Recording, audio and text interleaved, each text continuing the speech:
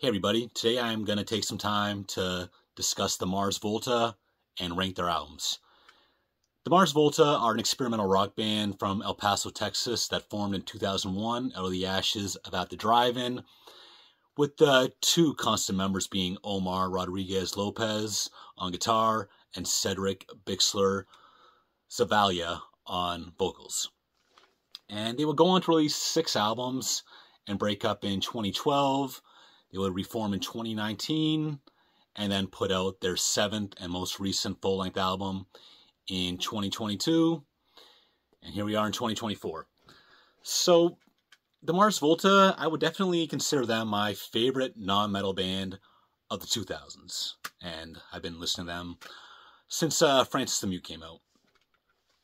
So before we get into ranking the albums, just take a look at this. This is called Scab Dates. This is a live album from 2005, and you basically have only 3 old songs, and those old songs have been restructured, a lot of different arrangements on here, lengthy elaborations on various themes, and even various field recordings and overdubs added to the live recordings after the fact. Very psychedelic, very noticeable organ presence within, and Cedric sounds even more like Robert Plant than he does on albums. Not that he always sounds that much like Robert Plant, but the resemblance is definitely there. So this is definitely not a greatest hits of your favorite Mars Volta songs played live, but a great listen regardless.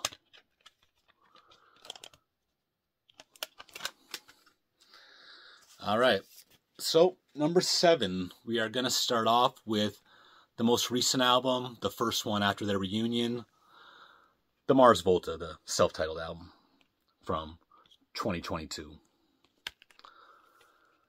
Favorite songs on here are Shore Story, Graveyard Love, and Cerulean, which I think was probably the first single off of this.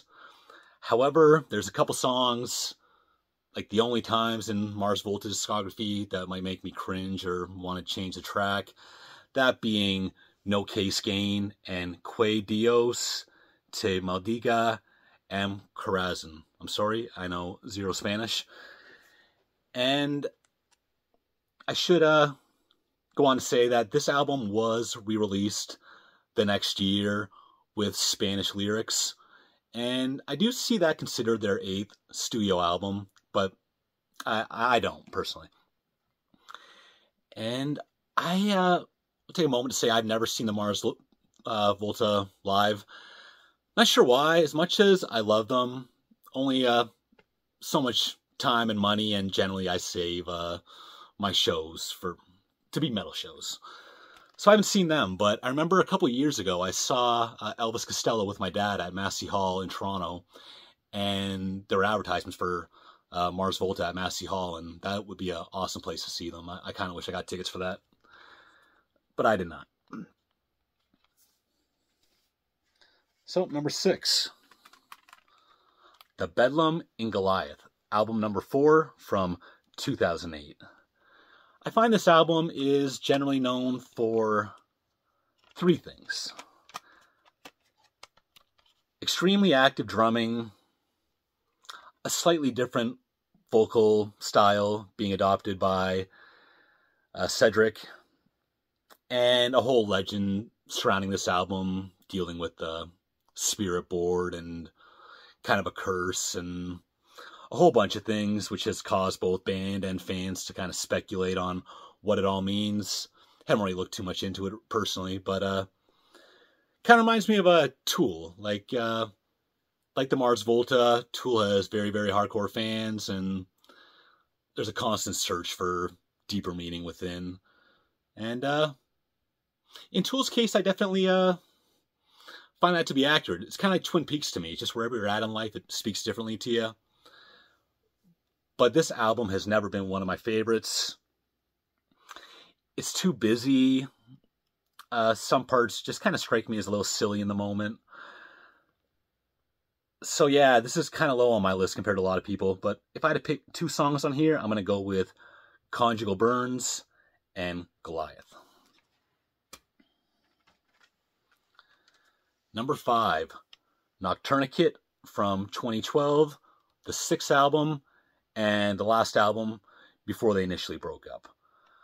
I always liked this album, despite many fans having it near the bottom of their list, but it's definitely grown on me a lot. A lot more electronic influences, but I don't find it an exhausting listen like many of their other albums. In Essentia, Nocturnicate, Feta Maladi, Imago, Ages, The Malkin Jewel, I could go on and on. Like most people, this does find itself near the bottom of my ranking, but that does feel wrong to me, and I definitely view this as the most underrated Mars Volta album. Number 4, another one that might be a little low for some people. This is Francis the Mute, the 2nd album from 2005.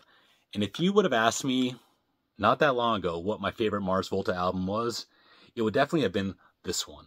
But as time goes on, it's kind of faded a bit to the background for me. It's definitely one of the weirder albums, and in some respects the sparsest. I still hold this up as a work of a genius for sure, but time has allowed for 3 others to rise past it. At the time, I was just I was doing a lot of partying back then, and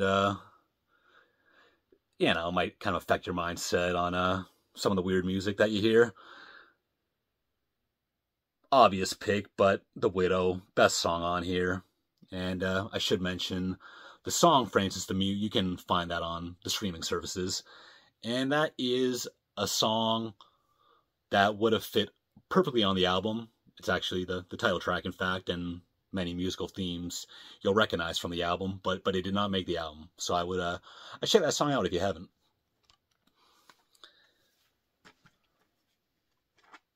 Number 3, Amputecture, the 3rd album from 2006. Some people say it's just another Mars Volta album. Some people say it's the weirdest one. I don't know about any of that, but I will say it's the one I find myself the most endlessly fascinated on, that I keep returning to discover more. It kind of feels to me like, not samey, but it does feel like one piece of music. The songs kind of flow into each other if you're not paying attention, and it feels less gappy than other Volta albums. Less start and stop, all of that. Best tracks on here: Tetragrammaton, Viscera Eyes, Mecha Amputecture, and my personal favorite, Vermicide, which actually might be my sentimental favorite Mars Volta song.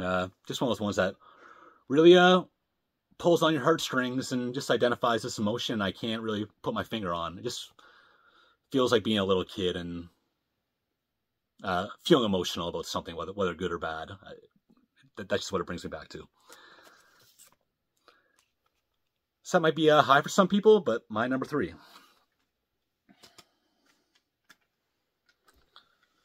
My number 2, Octahedron, the 5th album from 2009. The same way Mars Volta was my favorite, Francis the Mute was my favorite album for many, many years. Octahedron was my least favorite for many years. But in hindsight, I was just kind of in a weird state of mind back when I bought it. I never really liked the album artwork, despite how well it's done. And I just found it overall stripped down and underwhelming. But as the years have gone on, I have decided that this is the most emotional and laid back release by them. One of my favorite songs on here: Halo of Nimbuttles, Copernicus, Teflon, Since We've Been Wrong. It's just one of those reflective, driving alone on a Sunday evening albums. So that brings us to my number one. Super obvious pick, but what's the point of doing a personal ranking if you're not being sincere? I gotta go with Deloused in the Comatorium, the debut album from 2003. I think this album really got its hooks into me back when I was in college. I bought an iPod Shuffle, just one of those skinny early iPods. Can only fit like 4 albums on it. And this was one of them. And it stayed there for many, many months. Over and over and over again. All ready to ride with a fully formed style. All the progressive elements are flowing immediately. But at the same time, the classic, immediate fan favorite songs, a lot of them are on here. Inertiatic ESP, Roulette Dares, my personal favorite, Ariatarca. It really brings me back to being 21 again. Seems like it's 80% of Mars Volta's fans' favorite album. But it is what it is. My number one. And thanks for watching.